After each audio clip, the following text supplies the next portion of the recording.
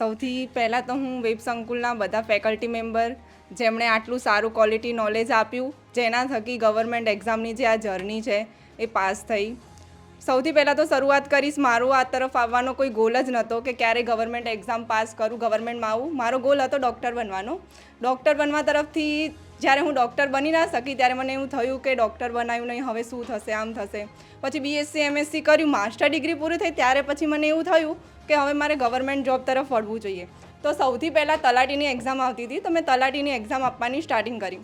તો એમાં સૌથી પ્રથમ 1 માર્ક્સ માટે મને થોડી નિષ્ફળતા મળી. ત્યારે એમ થયું કે હવે ગવર્મેન્ટ ફિલ્ડમાં શું થશે, આપણું આટલું તલાટીની એક્ઝામ પાસ નથી થતી આપણાથી.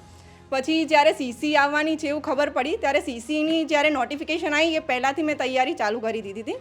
પછી પ્રી પાસ કરી, પછી એમ થયું કે હવે ગ્રુપ Aમાં જવું કે ગ્રુપ Bમાં જવું છે. ત્યારે એમ થયું કોઈ જોબ નથી આપણી જોડે, તો સૌથી પહેલાં ગ્રુપ Bની તૈયારી કરીએ.